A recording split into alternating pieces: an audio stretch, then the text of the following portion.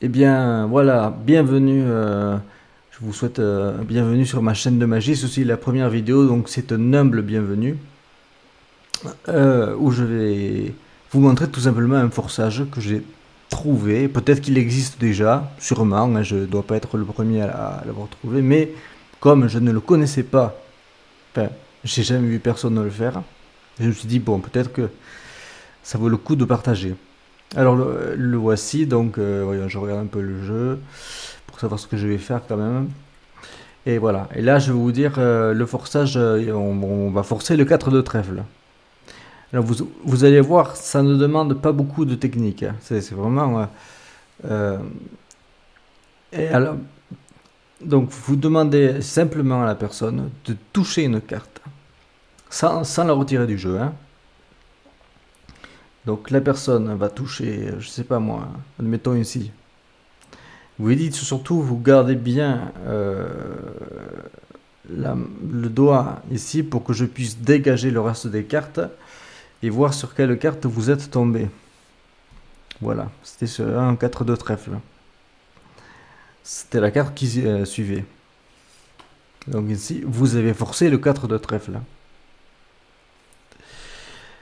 Comment ça s'est passé? Peut-être que vous l'avez déjà deviné, mais après, je vais vous montrer une routine que vous pourriez faire avec. Donc c'est très simple, vous placez la carte à forcer sur le dessus, et c'est tout ce que ça nécessite. Vous demandez à la personne de mettre son doigt sur une carte. Hop.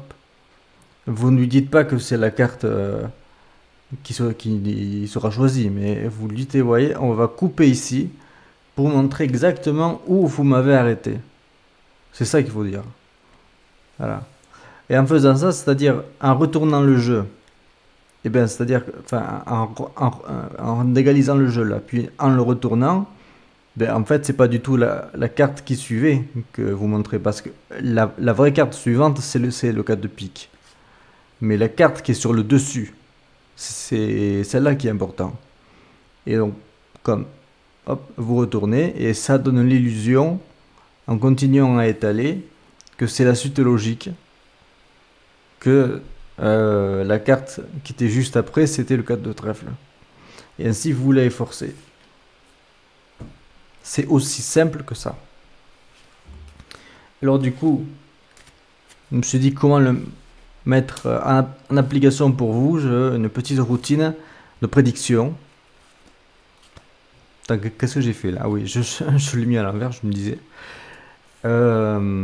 Oui, donc je vais mélanger un peu le jeu, moi en tant que magicien, et je vais prédire une carte. Mais pour prédire, j'ai besoin de 3 cartes. On va dire ces 3-là. Voilà. Et vous donnez le jeu à mélanger au spectateur. Il le mélange. Et ensuite, vous dites, euh, vous étalez le paquet. Faites pareil, même forçage. Il place le doigt quelque part.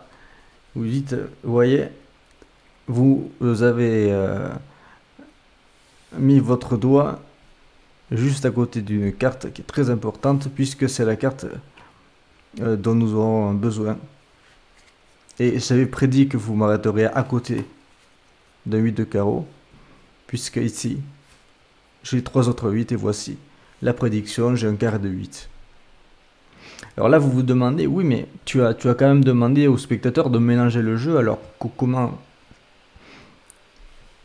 En fait, c'est tout bête.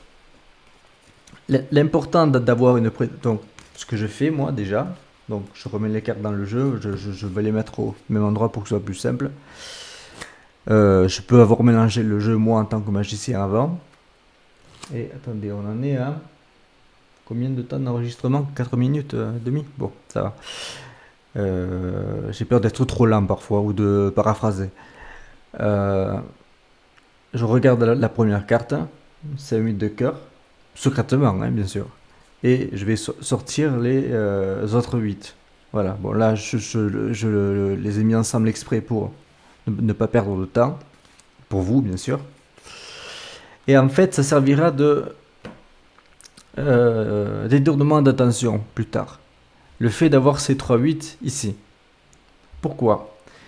Parce que vous allez faire un empalmage de la première carte, vous voyez, pendant que vous lui parlez, que vous lui expliquez que le principe de la prédiction. Donc voilà, ça fait déjà un premier détournement d'attention pour faire un empalmage, c'est que vous êtes en train de lui parler, de le regarder en face, vous dites, voyez, j'ai fait une prédiction avec ces trois cartes.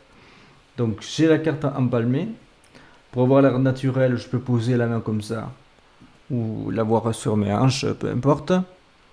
Ce qui est important, c'est de ne pas avoir le pouce raide ou d'être comme ça, d'être ready comme ça. Le pouce doit toujours être lâche, ça.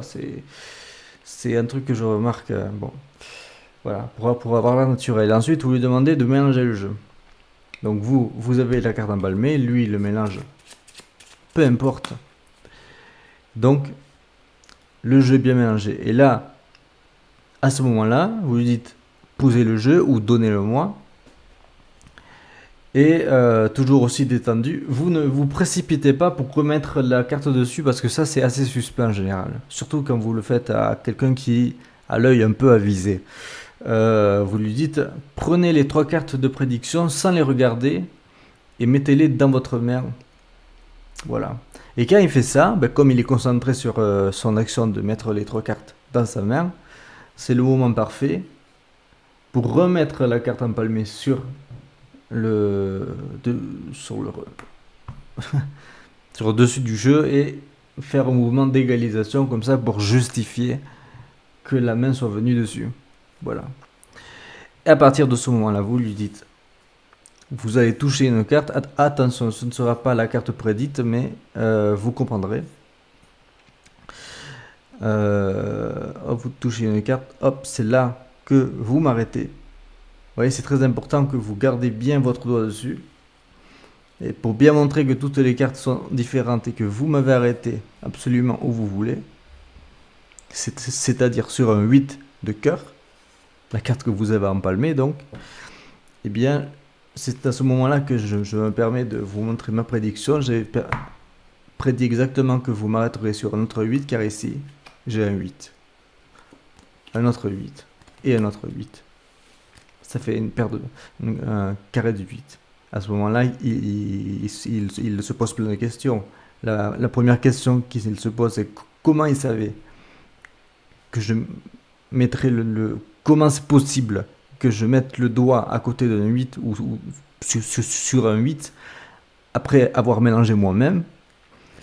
Et puis voilà, c'est à peu près tout ce qui se pose comme question. Bon, et j'espère que ça vous a plu, ce petit forçage, suivi d'une routine. Voilà. Prenez soin de vous et amusez bien vos proches avec ce tour qui est facile.